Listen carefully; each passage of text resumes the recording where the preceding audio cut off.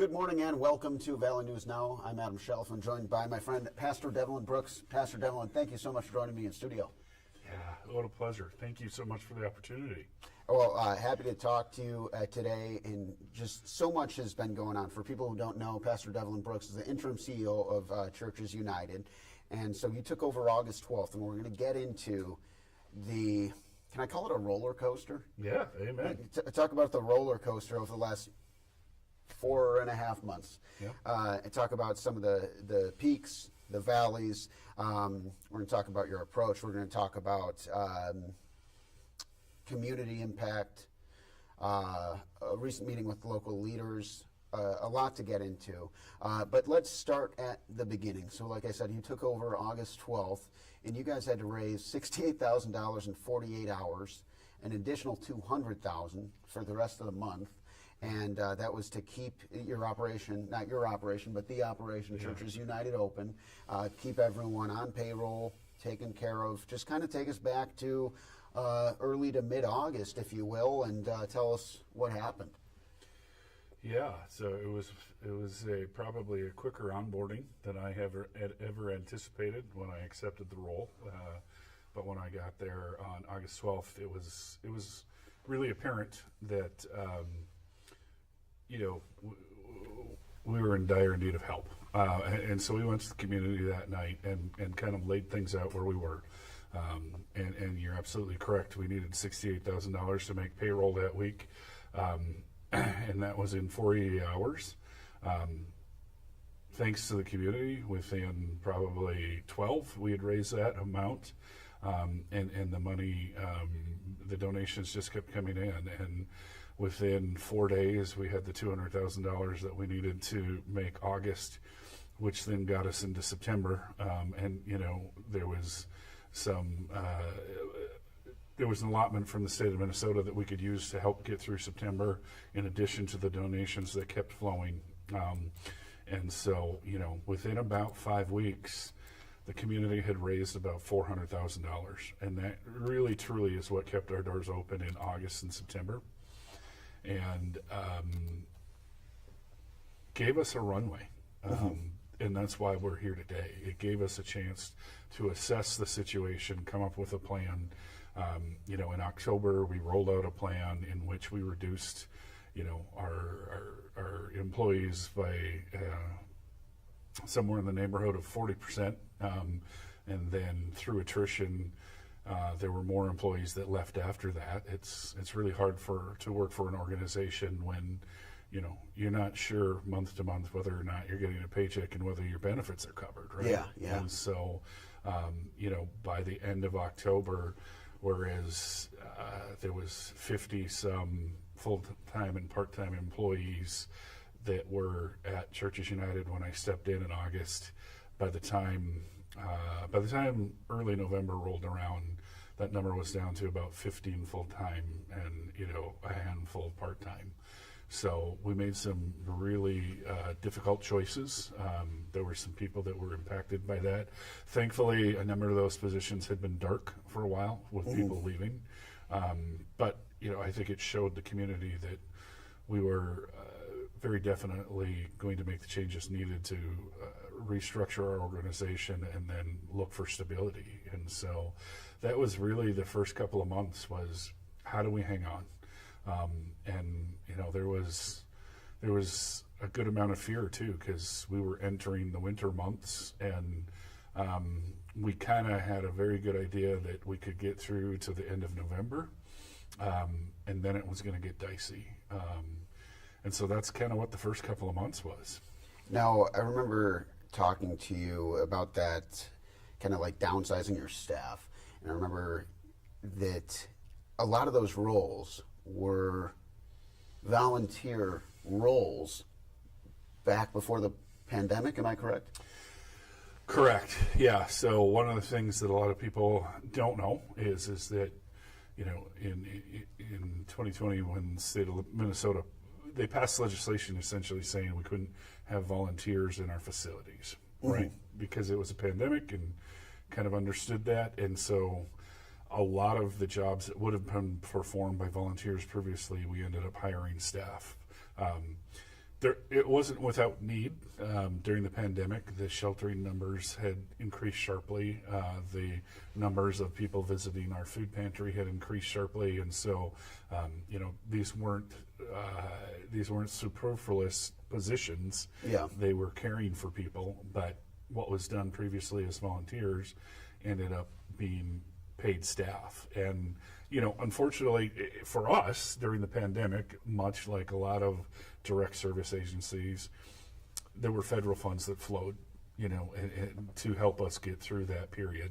And so during that time, we were able to take care of that staff. We were able to pay that staff. We were able to do it financially. And then by about January of 2022, those federal funds started to dry up. Okay.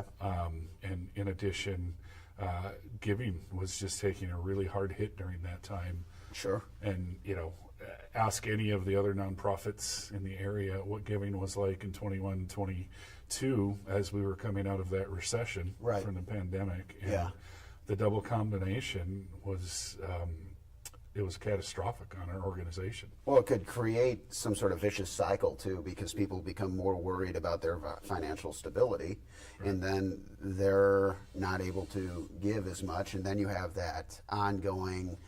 Well, I don't know if ongoing is the right word, but the kind of on-off switch of government funding, and as you're looking to kind of navigate the uncertainties of the COVID-19 pandemic. And like COVID's still out there. We're not in a national lockdown like we were approaching about, was it, March of 2020. So that's almost 5 years ago now. Yeah. But we didn't know, no one knew what was going to happen if you go to, 2019, end of 2019, I'm still buying tickets to the basketball games, Right. For March. You can't really plan around that, but I think it is really interesting context when you consider how that affected something like staffing. Because, at that point, if somebody's going to come in and work, it does make more sense for the state of Minnesota to kind of like operate in that way. But then you come out of it, and it presents a tricky little financial riddle to solve for you guys. Yeah, and that financial riddle is that the use of both the shelter and the food pantry, stayed at pandemic levels. We've never really dipped below that. Okay. And yet the funding wasn't there, right? Right. And so we still had the staff, and without the funding. And as you and I have talked about several times now, during that period, there was this holdout of this ERTC tax credit that Congress had passed, right? Right. The employee retention tax credit that was available to small businesses and nonprofits. And, we had applied for that in 2022 in the hopes that was, that was the salve that we needed, right? That was what was going to help reorganize our organization, get us back to stability. And unfortunately, that process is still ongoing. The IRS, because the number of fraudulent claims they received, the IRS really kind of took a step back and said, we're going to look at every one of these claims in more depth. And that's elongated the process.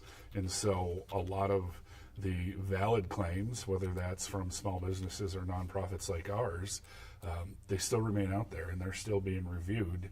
And so imagine that you're sitting there in 2022 thinking that this $1.2 million tax credit was going to help float your organization, and people hung on. There was, that was the hope, and unfortunately, it just never came. And you guys are still waiting for that. We are still waiting for that. Yes, it's a process that's still ongoing. How much was that? So, according to the number of employees, that's how it's all based. The Okay. tax credit was based on the number of employees that you had. Okay. And so, at that time, the tax credit would have been worth $1.2 million to us. Yeah. And so that's a significant amount of money. Helps a lot. And would have changed this story arc a Yeah. whole lot. Right? Yeah. So. Yeah, that's. I mean, when we're talking about earlier, needing 68,000, needing 200,000, when you have that million, probably can make things go a little smoother.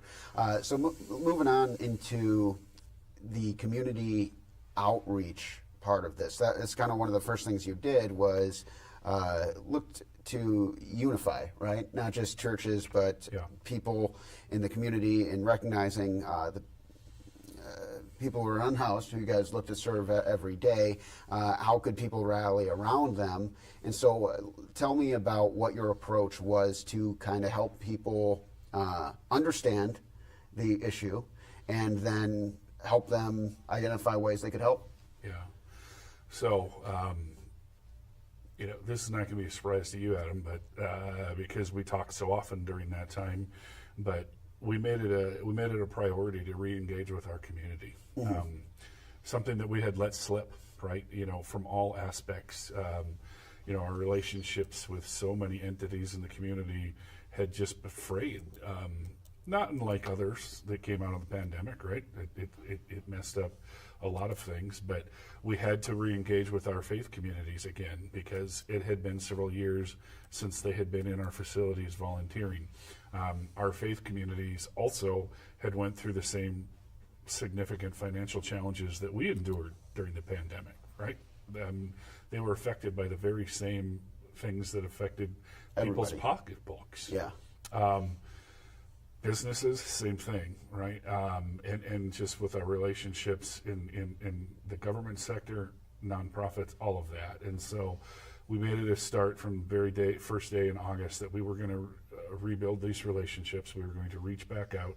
We were going to make sure that people understood and were aware of the critical work that Churches United does across the spectrum, not just with the unhoused, but with the food pantry and with Bright Skies Apartments, where we have permanent supportive housing. The fact that we were building Silver Linings, we needed to re-engage with the community and remind them of the whole breadth of what Churches United did, so they could understand the entire impact. And I just want to say that the community responded. Once we started doing our part, and once we started talking to people and explaining our situation and reminding them of all of the critical things that we did under the umbrella of Churches United, the community responded. Well, I remember you telling me, like, people would, private citizens, some would just come in with a check. Yeah. Some, I believe, came in with cash. And so it's just kind of a combination of different donors, private or from businesses who kind of all just chipped in, huh? Yeah, in the last 5 months, 4.5, I guess you were right, 4.5. We've seen donations from close to 1,500 different individuals, and some of those give every month, right? In addition to donations from small foundations here in the area, other businesses, and so that number is much larger if you consider those other entities as well. Sure. And so this wasn't one person writing us a gigantic check, right? This wasn't just one angel donor coming in and saying, we're going to cure all your problems. This was, hundreds of people and churches and businesses saying, we see you, and we see the critical work that you do at Churches United, and we're going to help you get through this. And without them, we're probably not sitting here today talking about this, and that's not hyperbole. That's how close things were for a while. Well, especially if you're, that close to going dark, it's believable. I remember one particular aspect that you really wanted to get back in the right direction on that front was people donating monthly with like fixed donations. Was that something that was able to head back in that right direction? Yeah, so it's starting to. It's critical if you think about it. Like, one-time donations are fabulous, and it's given us this runway to get us into November, right? But as I tell people when I'm still out talking with the community is that while we're stable, we're not fixed. We still have to figure out what the long-term funding mechanism is for Churches United, because we can't raise 80% of the funds every month like we were doing in August when I got here. And so we have to lower what that bar is each month. So finding more people who are willing to give on a monthly basis that helps sustain that, that's income that we can budget against, right? Yeah, It's yeah, revenue that absolutely. we know is coming in January and February, so we have a more realistic number as to what we have to raise. Yeah, otherwise it's like by default you kind of have to go by the seat of your pants. Right. So I just want to pull this up for anyone watching at home here. So this is how people can donate here. So this is your guys' website, Yeah. of course. And so this is for one time, monthly, quarterly, or annually. And so it looks like there's a lot of different options there.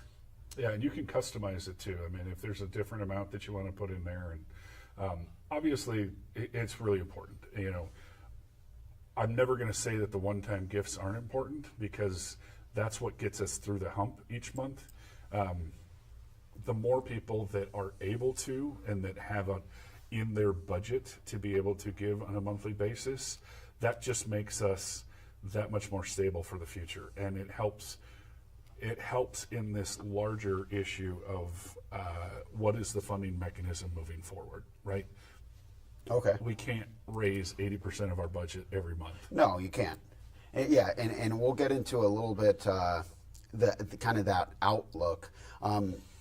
November was huge for you guys. You got that meeting with local leaders. It seemed like that was a time when you guys were really starting to get past the phase of, I don't know, it's kind of like you're dusted off your knees a little bit. You're standing back on solid ground. You're still kind of like maybe a little dazed and confused at points, because it's still pretty fresh out of the roller coaster. Or, I don't know, the whole thing. You know what I'm saying? Absolutely. You just took over this thing in August. By November, you start to maybe at least get to breathe a little bit and make some progress. Yeah, November was a big month, both in terms of kind of symbolically, but also very, very much concrete, in the sense that the community funding had caught up to the point where it was giving us an outlook that was much more than month by month. Okay. Right. We were able to confidently say by about the third week in November that, okay, we knew that we had December in hand, and that we were going to get through a very difficult first month of winter. Okay. And that, January was looking pretty positive too. Right? Okay. And then, kind of from that standpoint, if we could whisper into January, Giving Hearts Day was just around the corner. So everything it started to not look so bleak, right? So the morale around churches started to pick up. I think the morale for our guests started to pick up too, because let's not forget the fact that they too were thinking, Like, am I going to have a place to live? right. Yeah. Amen. And then, so, you kind of move into a different mindset when you're not just trying to get through the next day, right? Yeah. I say this a lot when I'm speaking to community groups or churches.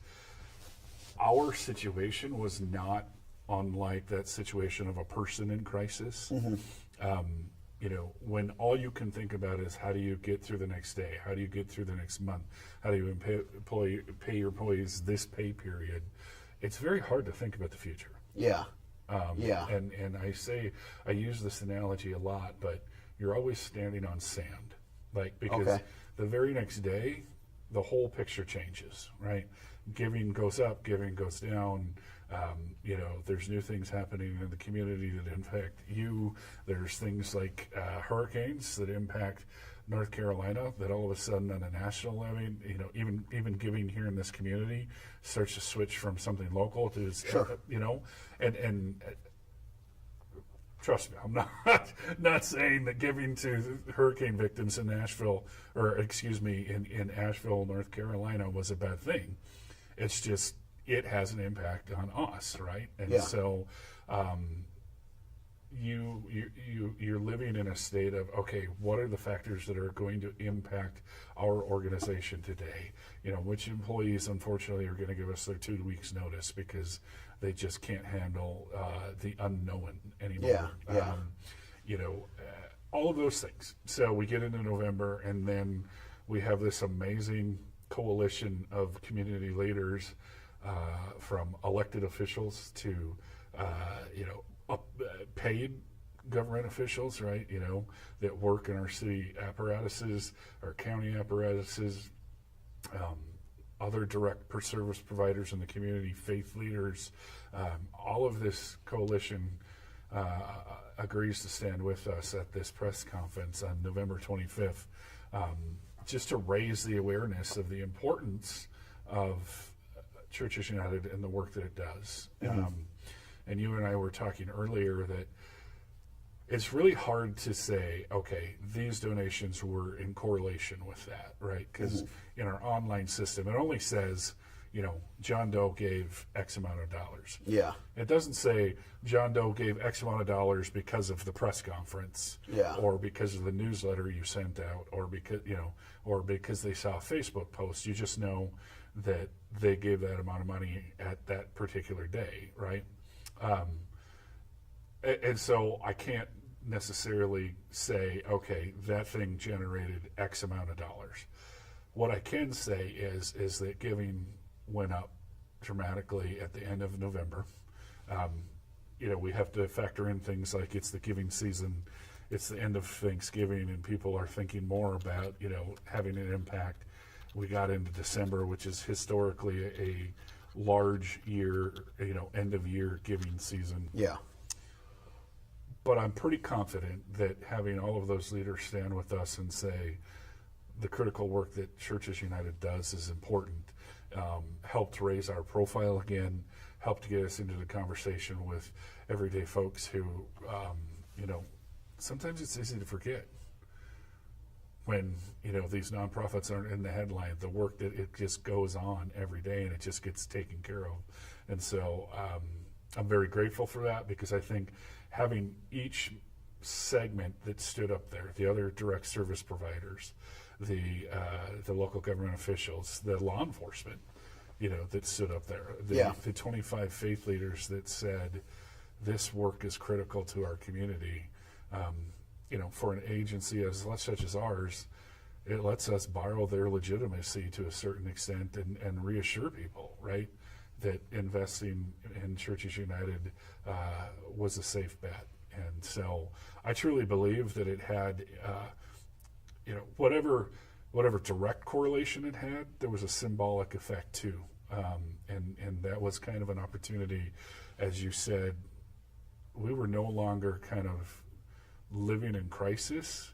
We had moved to a hopeful mode, saying, our doors are going to be open this winter. Now let's focus on the future. And November was that month. And then you go into December.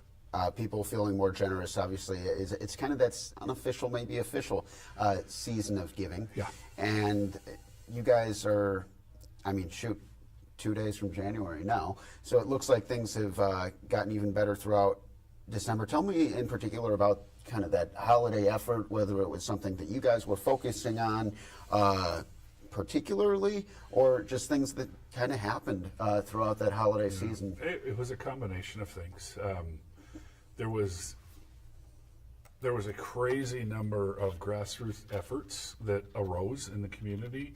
Everything from people making an album on Churches United's behalf to, there was a fundraiser that was held at a local brewery in which there's some fans that every year they gather for a particular football game, two rivals that play each other, and they gather and they get together at this brewery, and they had a fundraiser for us.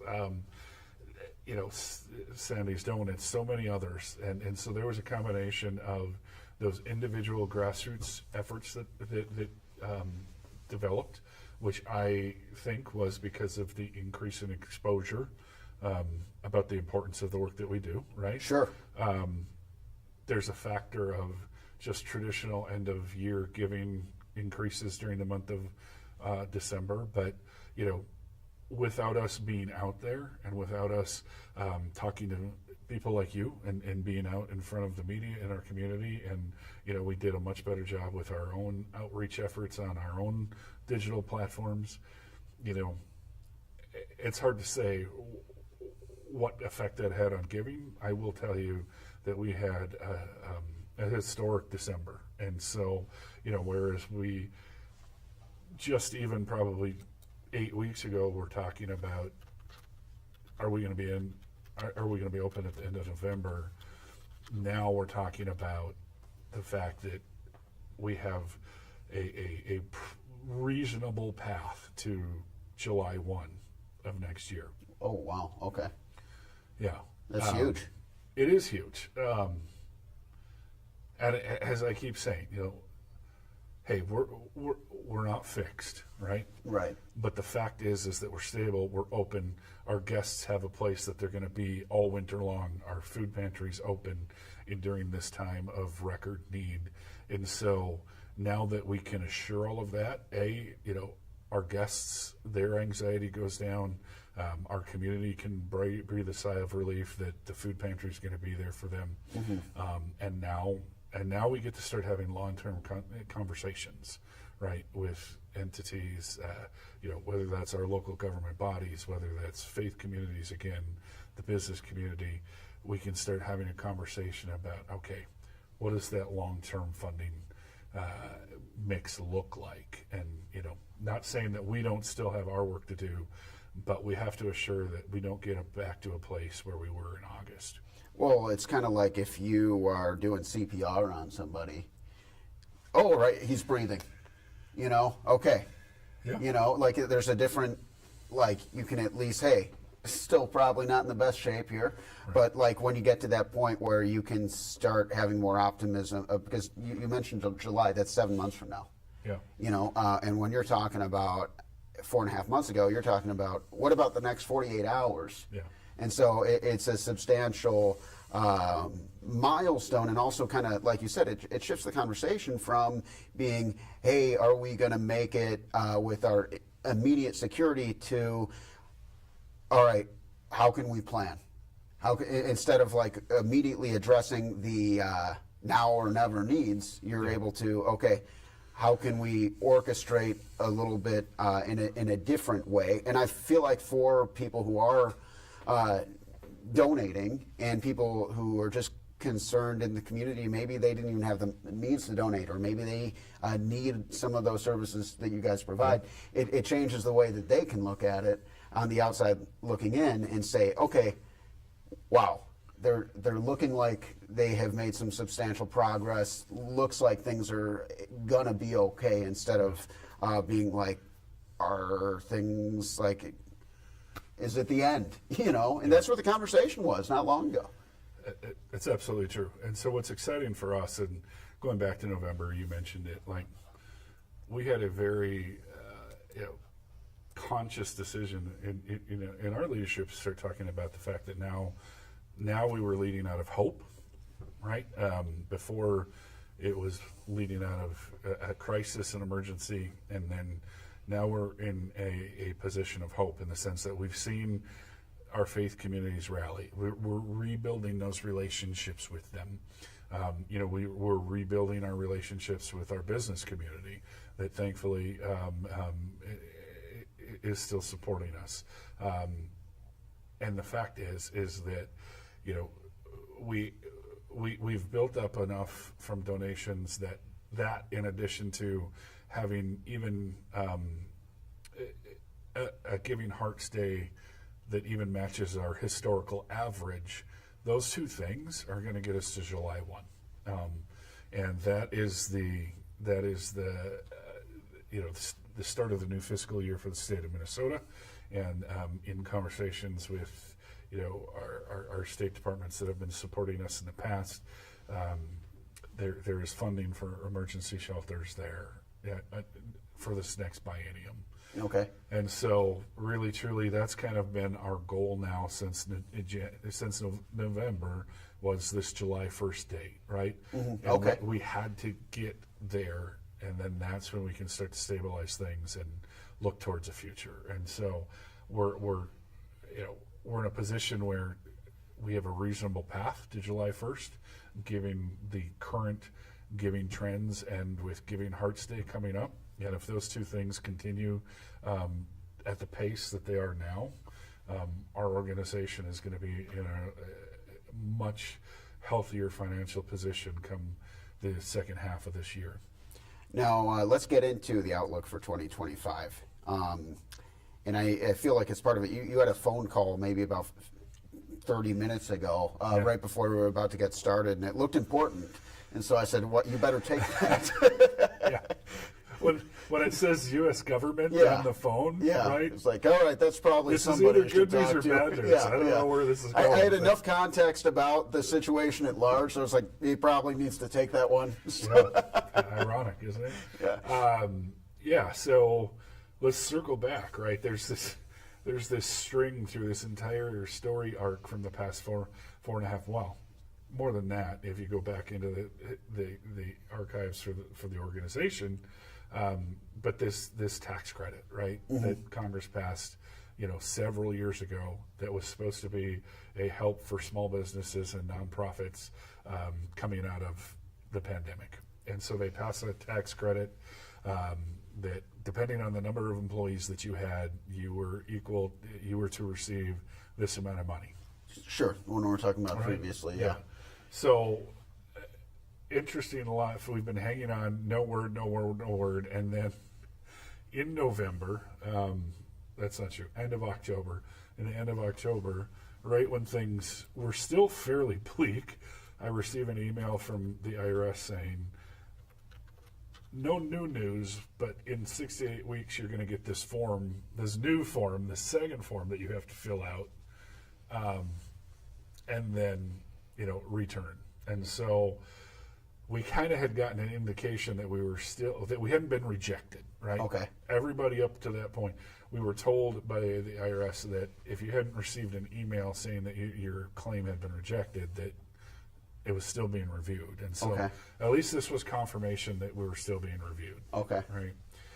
So beginning of December, I did receive that extra form, and then we have a firm helping us submit that form. And we needed some extra time with the holidays, right? We had like 3 weeks to turn it around, 2 weeks of which one was Christmas, one was New Year's, and it was like, how do you do this? And so the call that I got right before we came on air was the IRS giving us an extension. So now we can get this second form filed, sent in, and we'll see where the process goes from there. Still not a guarantee that we're going to get this tax credit. It still has to go through the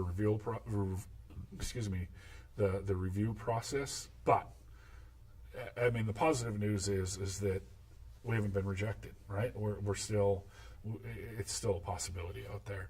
Now, we don't budget against that, right? We don't count that as income because we don't actually know if that's ever going to come. Sure. And so, Well, especially if you've been waiting over 2 years. right. And so it would be fiscally irresponsible now to consider that that's a guarantee. And Yeah. so it's out there. And if that lands somewhere in 2025, it would be a miracle, manna from heaven, as they say. And we'd be very, very grateful for receiving that. But again, I really, really want to caution about one-time money, right? Yeah. You get it, and you can't exactly build an organization on one-time money. And Yeah. so while that thing would be very, very helpful to shoring up our reserves and helping us build an operating reserve again, I also don't consider that part of our budget yet because it's not in our bank account. Yeah, and you don't want to find yourself in a situation that you guys just navigated your way out of by doing that. All right, so tell me about, and I know we've touched on it in so many different ways, but just the outlook then as you guys look to flip the new calendar year. Yeah.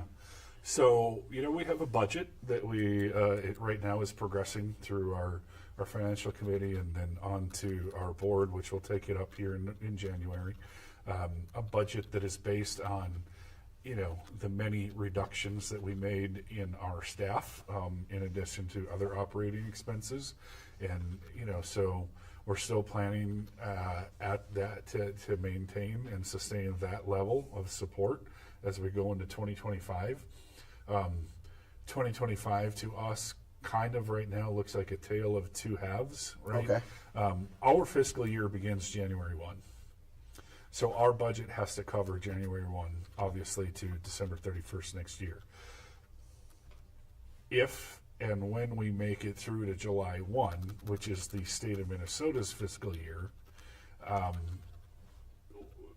that gives us a new opportunity, right? In the sense that if we make it to July 1, well, when we make it to July 1, and we do qualify for additional funding into the next biennium from the state, that changes what the second half of the year looks like. Okay. So I see what you're saying. You got to play this first half, Right. and you have a pretty good idea. You're going to have a decent score going into the halftime break, if we'll call it. And then not Right. really a break, but yeah, the timeout. You Yeah, know? it's a fair analogy. I mean, and so again, we have an operating budget or a budget for 2025 that's built on that. Like the first half looks entirely different within what the second half looks like because Not enough information for the second half yet. right, and we're still really much in this first 6 months of the mode of, we're depending on our community greatly to ensure that we get to that July 1 figure. Okay. Very good. Just a few things to kind of close it out. We've talked so much about the journey of Churches United. I want to get into kind of the why. I want to get into what I like to call, kind of faith-driven leadership. Yeah. And so you have dedicated a few months of your life now to this, and you've really put a lot of blood, sweat, and tears in kind of righting the ship. And so why isn't this something that you felt strongly enough to take the call and accept what was a super challenging endeavor just going into it? You knew what you were getting into, and you chose to go forward with it. Yeah. I've talked about this quite a bit recently, and I think part of it is just saying yes. It's a philosophy that I tried to develop a long time ago in the sense that society convinces us to say no a lot, right? Saying no to more giving, whether that's financially or whether it's of our talents or whether it's of our time, right? It produces this scarcity mindset in us that, whatever I give of myself means that somebody else is gaining, right? But what I would really encourage us to do, and quite frankly, I see this from a faithful lens, right? I see this from our call that we're commanded to love our neighbor as ourselves. So that's my saying yes. Ask to come into an organization that needed our help, that serves a vulnerable set of our neighbors, and so saying yes. But what I'm really, really excited about is that other people in that have seen and maybe been inspired to say yes too. We have a core staff at Churches United that hung with us during the very difficult times, much longer than me. They were there during the difficult times for years, all through the pandemic and then into the, kind of the crux of the crisis. And so but they were encouraged to say yes. Our community was encouraged to say yes. A portion of this, of course, we're all a product of our environments, right? And Mm-hmm. I, grew up in poverty.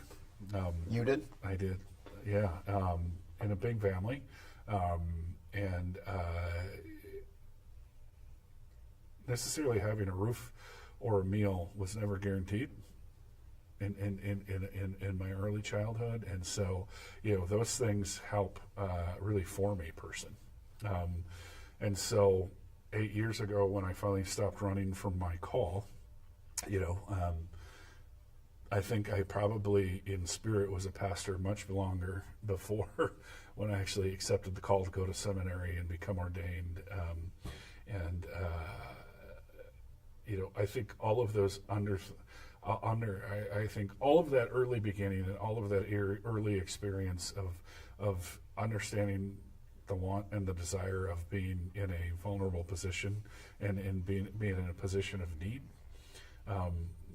has kind of shaped who I am today. as you well know, I did 30 years in community journalism, and I think that that was honestly just a precursor to being a pastor, quite frankly. I often thought of community journalism as advocacy too, because I think it absolutely can be. Yeah. Community journalism is about making a community better, which is akin to the very thing that we're commanded in our faith is caring for your neighbor. And so I was just, in that moment, I was very, very moved by a staff that was so committed to this effort, by an organization that had served our community for nearly 4 decades, the hundreds of people that depended on it for housing, the hundreds more that depend on it every month for a food source. And the fact is that it's part of this fabric of who we are as a community. And I truly felt like if we could raise the awareness of our organization, that our community would respond, and it has. I don't know if that answered your question. I think it answered it and then some. So that was a very interesting answer. It's just cool to hear that you're able to. I'm not saying I'm like glad you had to live through poverty, but I think it's really important that you're able to have that deeper understanding when you look to serve the community, and it isn't just well, I read this, or but like, no, I've experienced this. I know what it's like to be worried about, am I going to be able to feed my family? Am I going to be able to have a meal tonight? Do I have security in my housing? And so I think that definitely would be something that could probably help you do a better job, just having that experience already kind of like in your life experience, not just your work experience. Yeah. For me personally, it's really important to note that, like, after 5 decades, I can look back over the 5 decades, especially during the most difficult times, and see the people's shoulders on which I stood. The people that identified the fact that my family or me personally needed and stepped in at very critical junctures in my life. And to me, as a faithful person, I look back and I say, okay, that's the Holy Spirit at work, right? That's my lens. Others may look at it and say it's serendipity. It's the way that the social system is supposed to work. That's what teachers are supposed to do. That's what pastors are supposed to do. For me, it is, no, that's very obviously the Holy Spirit at work. That is our God in action, in real time, in our world, right? And so it's really important when I stepped into this role 5 months ago that I'm very open about that I feel like the Holy Spirit's presence is in what is happening right now at Churches United, in addition to our community, because it is a super natural force that is pulling the community's support into Churches United, and this is them as a physical manifestation of their faith. And I don't make that about Christianity, right? It is about, we have faithful people from all across the board that is supporting the work that Churches United that does, even those that don't necessarily claim a faith, but they understand the importance of supporting humanity. I mean, that is the one great thing that threads through all of faith, and and even to secular endeavors, is the fact that it's caring for your neighbor. Yeah, I was just going to say, it doesn't take. It's not a requirement to know Jesus to know to love your neighbor. No, Jesus tells you to love your neighbor, but you can still believe in that all by yourself. You can go through life. You can have a experience or just intuition that, like, hey, I feel like this is the right thing to do. And doing the right thing, in my opinion, isn't about doing the right thing because someone says, hey, this is the right thing to do. Doing the right thing is being able to recognize a situation and identify what is the right thing to do. Yeah, and I think that's been one of the miraculous story threads through all of this in the last 5 months, right? I said recently that it's felt kind of like a movie script in the sense of seeing the turnaround and seeing this big community of ours. Let's not forget, we're not just a small dot on the map anymore. Yeah. I mean, we're an urban center. Yeah. And to see it come together, to do what it's done to move us forward and to ensure that we have a path forward is nothing short of miraculous. And obviously, it's not just men, people of faith. It's been a community-wide effort that has seen the need for compassion for our neighbors. And it's just been coming out of the woodworks, and it's pretty miraculous. I feel like I got to ask now then, just what's this been like for you? And I want to hear about what's it been like for Devlyn Brooks. Oh. I think we've talked a lot about the Churches United, but is in your spiritual journey and in your journey of life, what have the last 5 months or so, what's that been like? Yeah, I've shared this with my home congregation, which I think is really important to note that my home congregation 5 months ago said, yeah, go do this thing, and we're going to support you however it takes. And so it's really critical that if I didn't have their support and my family support, I wouldn't be able to do what I'm doing right now. In addition to, there was a staff that stayed on at Churches United and believed in what we were doing and believed that there would be a new dawn, and so all of that is really integral.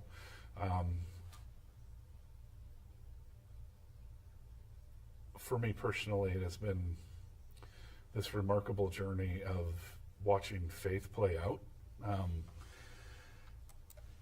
It's very easy to say that faith is, believing in the non-tangible, right? That having, believing in things that you can't see. But what I would like to invite people into is that this has absolutely been seen. There is no reason that today Churches United should have its doors open, because we were in a really rough spot. But we are, and here we are, and that's because hundreds, if not thousands of people believed in something greater than themselves, believed that this community of Fargo-Moorhead is a community of compassion and empathy, and understands that there are those that live on the margins, and they wanted to be there to support them. And so I often say, while I've been serving as a clergy member for 8 years now, it was August 12th that I really truly learned what it was to be a pastor. And the work that is required of us as faithful people is, to house the unsheltered, to feed the hungry, and to clothe the naked. And there's nothing more incarnate of the gospel than what we're doing at Churches United. And so, to me, it does feel like the stuff of movies. Mm-hmm. I mean, it's certainly it's been cool to cover. It's been cool to witness, and it's been cool to see, because this isn't a movie, and movies typically have happy endings, but life doesn't always have a happy ending. And we're nowhere near the end. The work is still yet to be done. The work is still being done. But when I talk to you now 4.5 months later versus talking to you probably August 13th, it's a different tone. It's a different tone. It's very good to say, hey, we are looking pretty good to July 1, and then we can reevaluate beyond July 1, versus, hey, we need to survive these next 48 hours. So you guys have come a long way. There's just no way, that's kind of how, simply said, but it's very true. You guys have come a long way in a little bit of time here. Yeah. Call it what you want. I call it a miracle, right? And a fantastic miracle. And I think somewhere in here, our community is learning something about itself too. in the fact that we are a generous community, in the fact that we do care about our neighbor, in the fact that we can create coalitions that of nonprofits and faith faith communities and city and county governments, and you can weave that together. Obviously, to me, there's no separation of the secular and faith world, because we are human bodies that have spirits in them. Not and that's what we're living out, and so we're living out that spiritual experience, and I think that's what collectively we've been living through together in the past 4.5 months as a community, is recognizing that we're greater together. Yeah, we really are. You talk about a movie. It sounds like the narrative. If we were creating, or I say you were being consulted on, let's say, a script, your narrative would be that the community is the real hero in this. Oh, absolutely. I mean, look back and the numbers of times that people gave what they could, right? Whether that was $10 or $25 or $50, and there were people that gave much more than that too. But again, I go back to the fact that there wasn't one person or one large business that swooped in, wrote a check to cure all of this.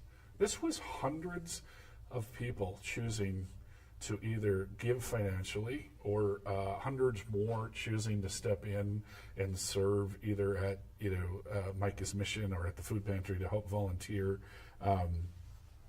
They're the ones creating this narrative. They're the ones that have decided that Churches United is critical to our community, and we have to continue to care for the folks that are vulnerable. Yeah. I don't know how you write a better movie script than that. I remember I did some different leadership things in college, and I remember I had this kind of epiphany. I loved riding my bicycle, so my favorite thing. And I was thinking about my bike, and I was thinking about how you got all your spokes. Yeah. And I decided that what I wanted that leadership to look like was I just wanted to be the hubcap. And so I think that's what you are in this, is the hubcap, but it's the spokes, the tires. You can hold that together. You can help organize, but it just goes to show that the community, the heart was always there, the willingness to give, but it needed that direction. And so once you have those, finding that, I'm doing a lot of hand stuff right here, but you know what I mean? But once those find that central hubcap, things can start rolling. And we're rolling. It feels like we're rolling right now. But I wish for you guys to continue that momentum. And like I said, it's very nice to... I wasn't using the word rolling a few months ago, but I hope you guys are able to continue that momentum well into the new year, and that you're able to continue to share more good news soon. Well, I appreciate it. You are very generous with your analogy. It's embarrassingly so, but thank you. I appreciate that very much. I think it's just the most important thing is that now that we have some stability, stay in this with us, right? There's still important work to do. There's still a future to build. There are still vulnerable people to care for. So consider signing up for a monthly donation. We'd be very, very grateful. Obviously, those individual one-time gifts are still really important too. That is what we are using to get to that July 1 date. And finally, look out for other opportunities to support us along the way. We have some exciting things coming up with some other community partners that we're excited to share here in the near future. And then additionally, think of us on Giving Hearts Day, because what you give is matched, obviously, and Giving Hearts Day will have a significant impact on our fiscal year this year. And so, just continue to stick with us. That's what we're asking. Excellent. Thank you so much for joining me in studio. Very you, fun conversation. It's been nice to be able to kind of really take a deep dive into all this. I'm going to pull this up one more time. Is there Please. anything else you want to add? Just a very, very grateful thank you to the community. I don't even know how to begin to thank, hundreds of people that have stepped up, both through their time and their talents and their treasures. We're very, very grateful from a staff at Churches United that's very, very grateful. We invite you in. Come see the work that you're supporting. Come have a meal at our community center and sit down and meet your neighbors. Stop in. We really, truly, this is a community asset. And that is what Churches United is that it's a community asset. And we're held in trust because of the work and the sacrifices that the community is making. And so stick with us on this journey, please. Excellent. Thank you very much, Devlyn. And that's Pastor Devlyn Brooks for Churches United. That's all for now on Valley News Now. We'll see you next time. Have an excellent afternoon.